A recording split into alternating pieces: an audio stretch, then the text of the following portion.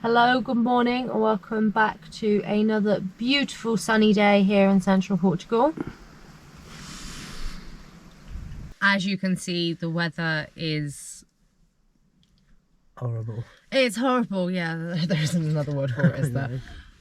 So we've just got done with the goats and we've had some parcels arrive at the post office, which I will be informing you more on that in next week's video. This week's video is going to be a little bit different. Dad is going to be showing you how he makes some of his dried flower pots, which you saw in last week's video. If you haven't, click the icon up here. Dad looks a little tired in this week's video, as we all do at the minute, because Eddie, our big yellow dog, has been barking every night, keeping us all up. And Dad was also editing a video with a bad eye, hence why he looks rather tired. But Dad's put some cameras outside in the back garden because we've been having pig issues. We've been having wild boar issues. So Eddie wasn't wrong. No, Eddie's not wrong. But you Are you, Ed? Eddie knows when they're there, and unfortunately he barks all night. So none of us are actually getting much sleep. Yeah, we aren't getting much sleep because of Eddie's constant barking. But you will see in next week's video some of that boar footage that Dad managed to capture. So over to Dad in his woodshed. Molly got a space in the Christmas fair at Castelo Branco, which is pretty good. Molly's very happy. I said I'd try and make her some more wooden bits for her stall, but after the other week of my eye, which is pretty good actually. It's been quite a while since I've done any wood turning, so I'm pretty rusty. I've made some little vases here with a lovely olive wood grain in it, which comes through in the flute. Here's a smaller one that I've made, a lovely grain in it. And Molly's got some heather and some wild grasses. I've drilled them out in the centre. So those seem to be quite popular. A lot of people like those. I made a little necklace. It's meant to be an acorn, but it's not my best shaped acorn. But like I said, I'm a bit rusty. To me, it looks more like an apple. But I thought you might find it interesting. How do you make that from a piece of firewood, a log? So I'm going to go outside and choose a piece of olive wood. And then we'll quickly film this. And hopefully you'll see me make another one of these. That or I'm going to cock it up. This is some of the... this has got to be three plus years old. I keep these little pieces here to make the bottle stoppers with. I like these bits because when you've got a branch or a section of branch growth there, you'll get some nice figure, the lovely pattern in the wood from what's growing inside here. So it's not as simple as just grabbing a stick and making something with it. Yes, you can, but if you choose the bit of wood a little bit carefully, you can actually end up with some really pretty grain in the wood. So this morning I've chosen this big ugly bit, which you might have thought I might have chopped down a bit smaller, but the other reason I don't chop them too small is it slows the drying down and it stops the cracking in the end of the wood, because if it cracks there it can crack all the way in here and you can get halfway through making a piece and it can ruin it. So drying them slowly. Normally guys paint PVA wood glue on the end of the logs here to stop it splitting. And you see I've got some bigger bits there for making vases. Right, well let's go in and chop this down to a suitable length. Easier said than done.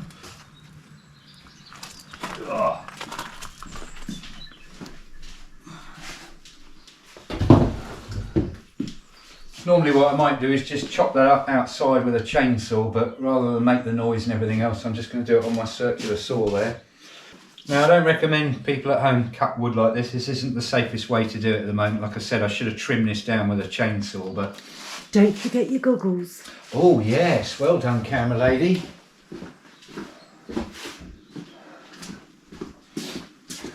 That's 15 people disappointed in the comments. They can't say you didn't have your goggles on. Oi. Is it going to fit? There we go. I'm going to chop this bit outside. Oh.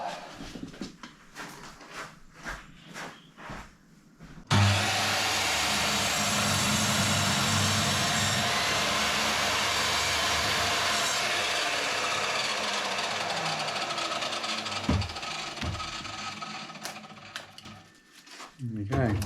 Some of the lovely grain. Smells nice.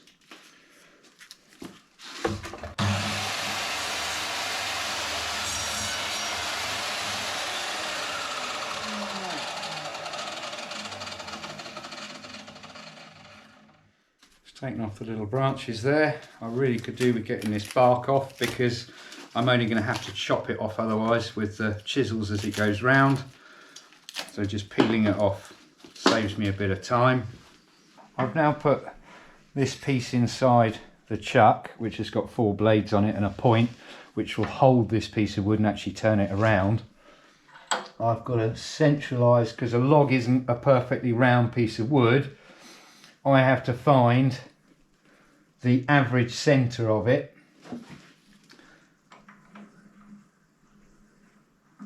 which I would say, roughly looking at it like that, is pretty good. And the reason why I'm doing that, if I put the wood on drunk when I'm going to make a complete cylinder, this end could be really skinny and it won't leave me enough wood to create the item that I actually want. So, and what I'm going to do is we'll take all these knobbly bits off in a second with a big chisel, and then I shall shape this end and it actually goes inside these jaws, and then I start to make the actual wee pot. Right, and I wind this handle which pushes this and locks it into here. I'll spin that a few times to make sure that doesn't hit this. Can I ask, what is that? That's my tool rest. Okay. That's where I'm going to run my tools along, because I've got a chisel. All I'm going to do now, as you can see, look, as the chisel goes round, it's not hitting that. I've got to chisel that piece away, this piece away, until I bring those in line with this and make this more cylindrical. Initially, this is going to vibrate. Right, start the lathe in the lowest speed, stand out the way of it, because it could fly off and hit me, so you always test it first before standing here and then turning it on so it smashes you straight in the face, because I don't think anybody's going to want that straight in the kisser. Okie dokie.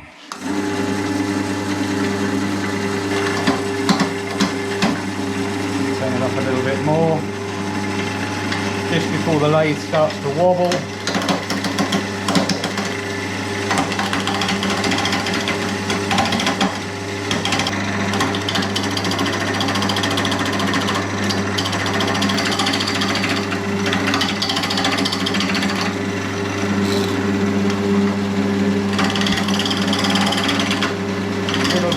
Speed, and as it's getting smoother and slightly more rounded, you can see it's not smashing my chisel as much.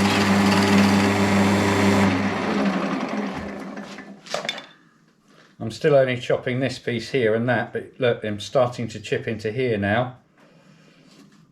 Anywhere that's out of round, if you imagine a toilet roll tube or something there, like that, we'll get rid of a bit more of this and then I can change to a different chisel. So now I think I'm going to turn the lathe speed up a bit more.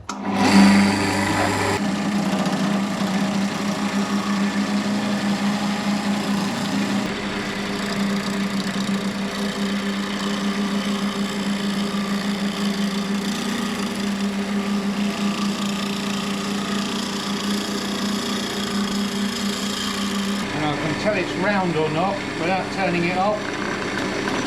That's almost round because the chisel's not bouncing. I'd say it's not round there. There you go. That's when a flat side comes round, it slaps my chisel.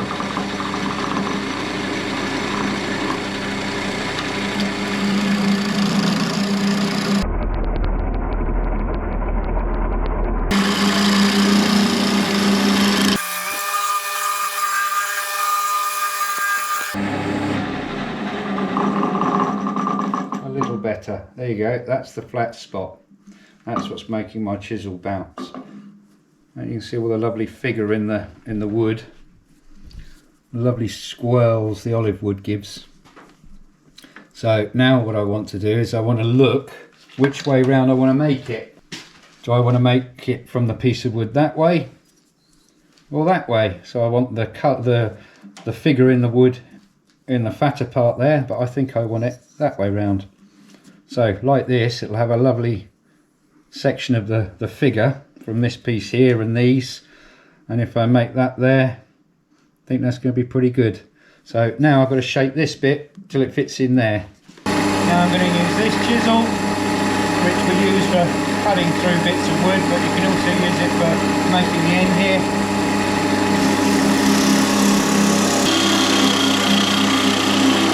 I don't know if you guys can see it, I've already done it once. Now this is round, it's safe-ish for me to stop with my hand. You can see I've just cut that end flat. I'm going to do it again, and then I've got to shrink this diameter down so that it fits inside the jaws of this thing here, which is a chuck, which you'll see in a second.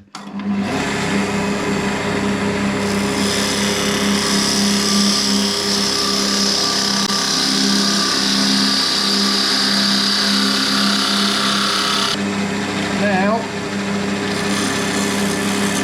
do the same here. Now I'll quickly use these. Told you I was a bit rusty. It's been a while since I've done this. And what are they? Those are calipers for telling me what size that is there.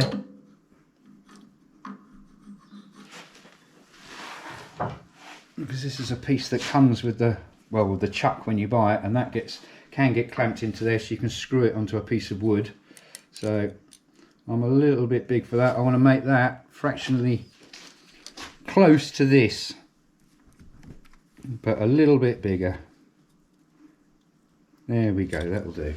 So I'm just going to take this down a bit more.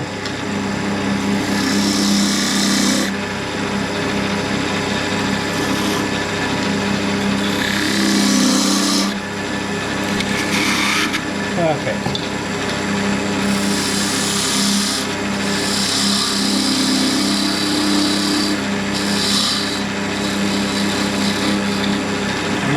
Use another chisel with a shape on it, because I want that edge not to be dead flat. I want it to have a taper on it so it can't fly out of my jaws.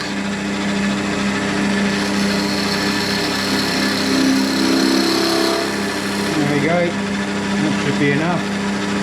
That should now be good. So this now should fit in there, so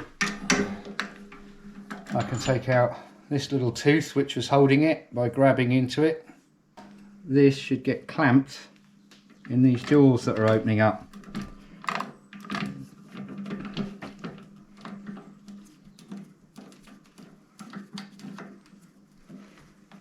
Now, I don't need anything on the other end to push it in or to hold it.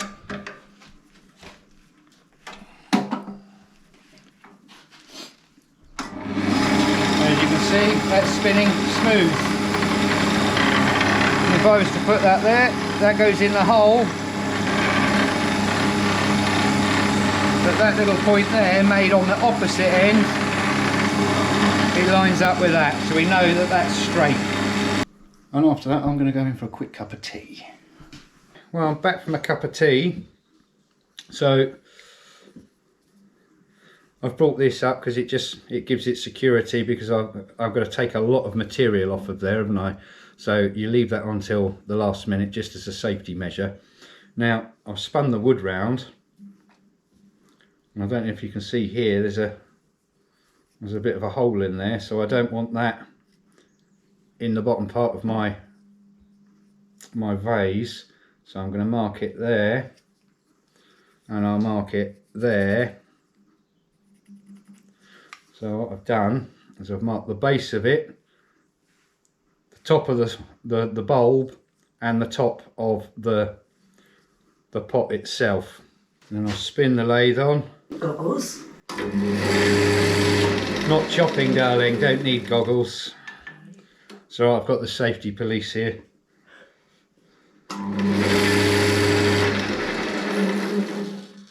And the last one's there. You see it? You see that draws lines on it for me. It's just as a guide. Now I'm going to use this one again to cut the base away, so I know where it is when I'm working on it.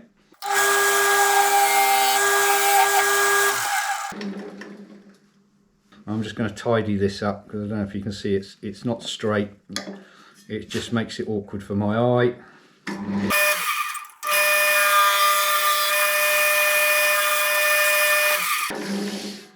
Just tidies that up for me. Right, I'm going to start taking some big chunks out.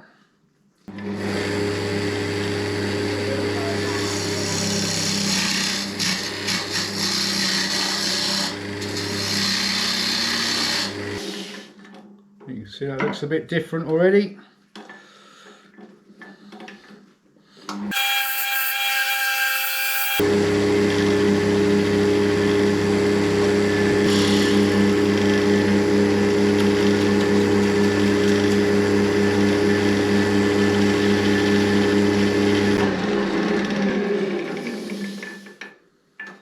Okay, that's a rough shape of it.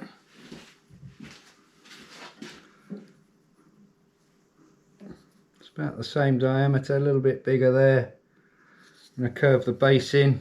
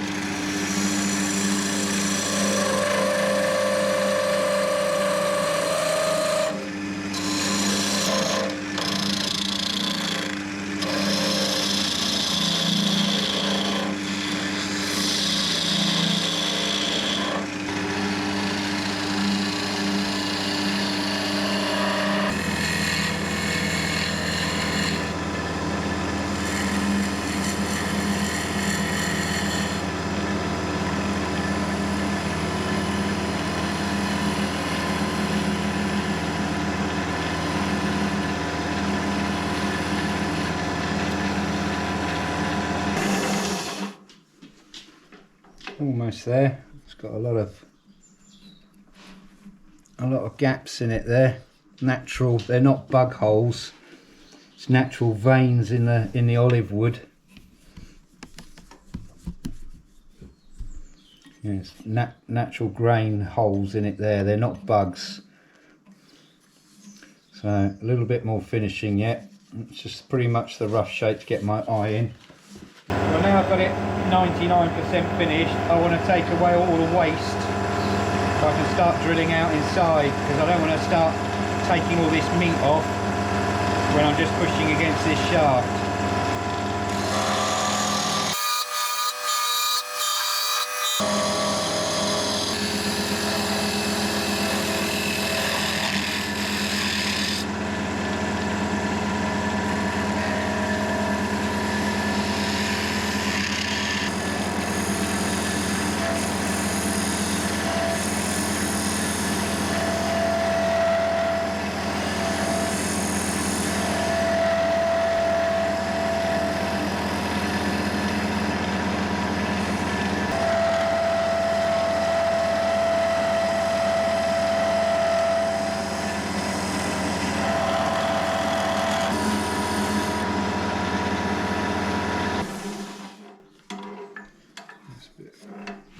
More of a curve in it now, and this bit of wood here is a lot harder, this grain here, than this wood, so I'm moving my chisel extra slow to make sure, because otherwise it'll take more from that than it will from this. Just move your tool a bit slower. A little bit more work to do on there. There's a couple of little tool marks in it still, but we're getting there. I'm going to shape up this base a little bit better, and then I'm going to drill that out.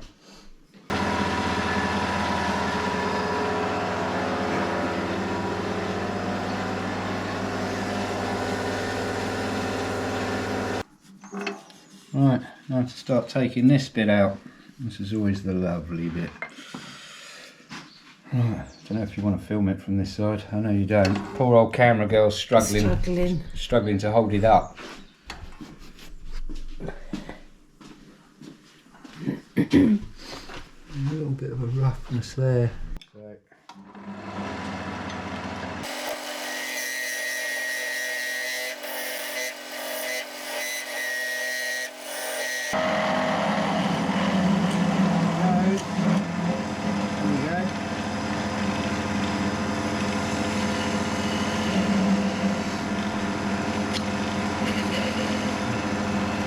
also put a tiny little divot in the end. I've put a tiny little divot in there which will help my drill bit start, because I'm going to start drilling this out now. Sorry, Sandra's struggling. Oh, pretty canny. No, we don't need this anymore, we'll pull that back out of the way. And now I'm going to start carving out a nice flute inside, trying to keep it parallel from this side to inside, which I'm going to get that, I don't know, a couple of mil thick, that lip. It won't be much more than that by the time I've finished it. So, sorry Sandra.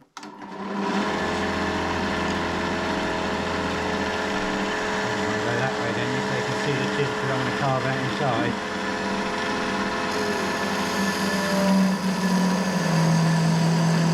And I'm moving my chisel very slowly.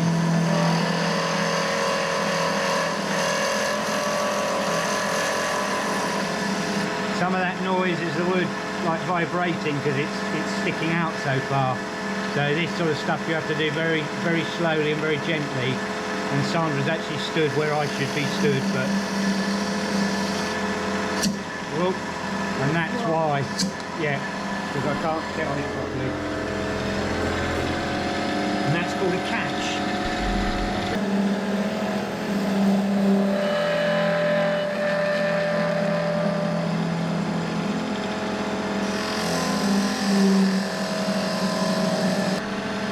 Now what you could do is you saw before Sandra moved that my chisel went like that, you can get a piece almost finished, boom, and destroy the whole thing.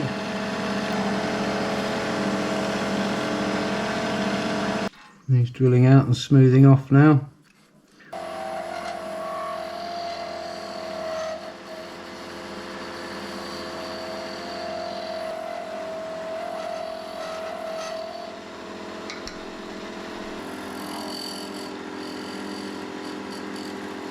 Right, well that's too much. That one's about perfect. So I want that to go in about there. So all the way up to about here. Now you might wonder, how on earth am I going to drill that out?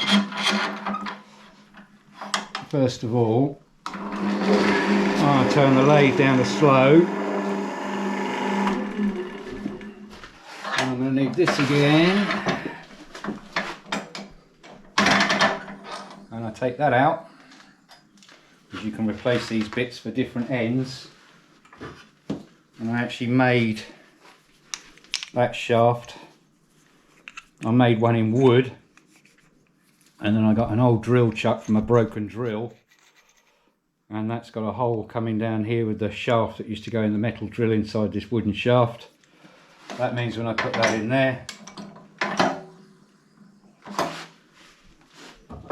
it's called a Morse taper, and it's held in with friction, so that doesn't turn now. And then what we'll do is we'll actually use the lathe to do the drilling for us, and then it will drill it dead in line with that. I've got cramp. I'll stop then, darling. It's cramp where? I can't move it.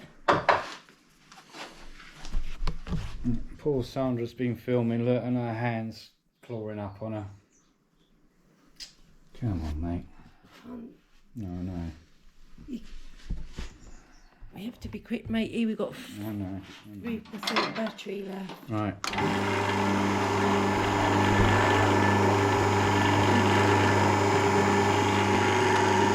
That's the drill bit just touching the wood.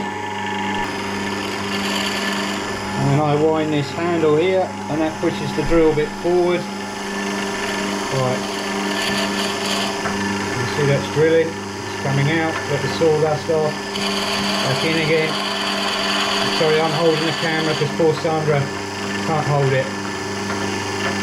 Paintbrush.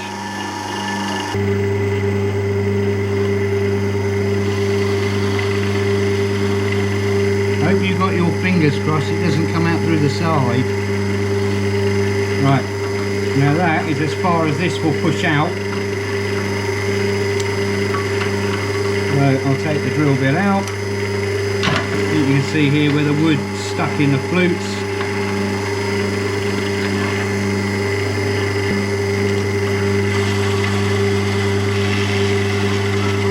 Up to my tape mark. We've got a little hole dead in the centre. And then what I'll do with the chisel is I shall just round that edge off as it goes into the hole. Right, well that's lovely and smooth now. It's about, I don't know, 2.5, 3 mil thick. Right, well I'm wondering if I can get this done before our battery dies. I don't think so. No, the governor says no, but let's have a look. Now we want to turn the speed right up again because the central point is going to turn slower than the outer point. And I want that turning fast, so I get a nice smooth clean cut. Not going to take a lot, just there we go, that's all that needs, just so it's like the bottom of a funnel where it's smooth. Right, well Sandra's just popped out to pick Molly up from the lake, so her boyfriend's just dropped her back.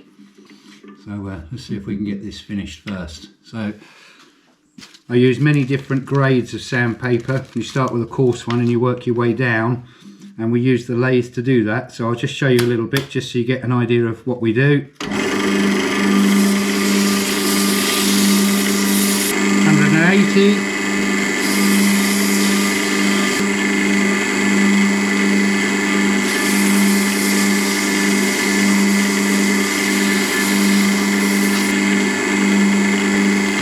500.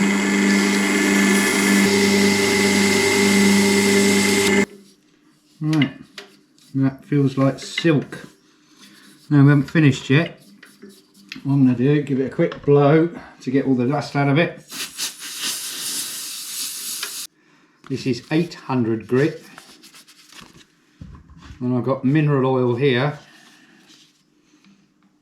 And this will make that lovely grain pop out that you can see.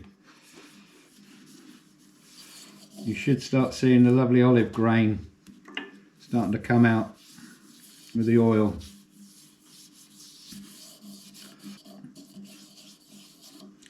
And now what I'm going to do is I'm going to sand it with 800 and the mineral oil, and I could even go higher than that. I could go to 2000 grit and get a really, really, really smooth finish.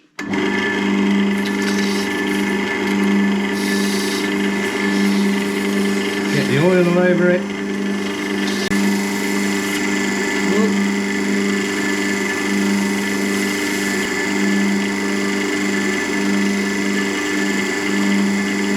Get some of the grain off,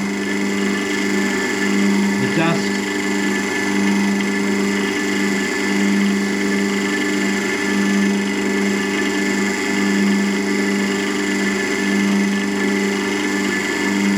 Tissue to do this, not a cloth, because the tissue will pull apart and not pull me in if it was to catch. Because if I was to use a piece of cloth this big, I'd be asking for problems. You use the smallest piece possible.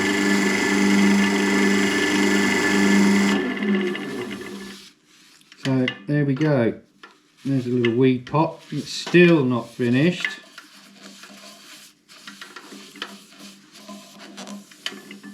Making sure the oil's all the way around it, which it is. Now, for some of my homemade wax with mineral oil.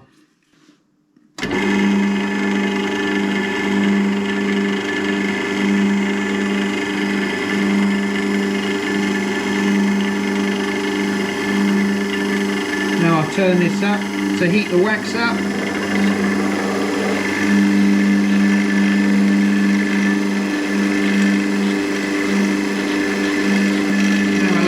Bonnet.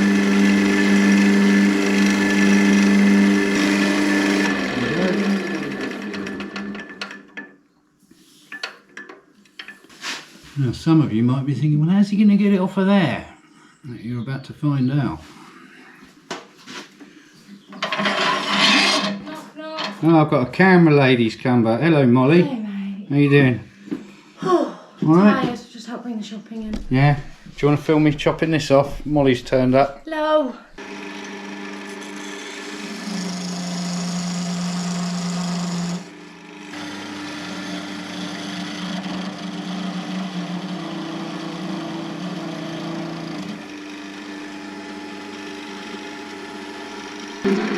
just leaves it with a little nub there, which I'll now take off with a chisel. I can often get it a lot, leave a lot less than this on here, but like I said, I'm sort of rushing because I'm trying to show you guys. Right, and I think we started the beginning of this video with a little sanding disc in there. Now, this yellow pad was part of a body shop, paint shop thing. It's a Velcro with a soft pad in between. But again, I made a wooden piece for the back, glued that onto there. So what we do is put that in here.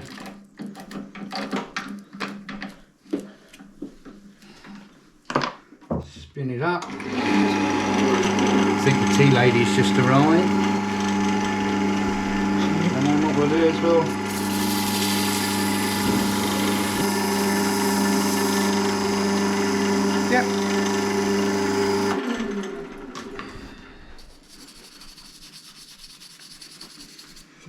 get the sawdust out of the grain. You might be able to see it now, the grain come alive. There you go, with the oil on it. It's probably too bright now with that light, but it wants a little drop to go in those little holes. There we go. So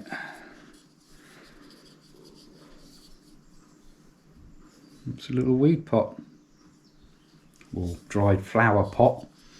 I think it's an American thing, a weed pot. They call them weed pots. You see them for sale online.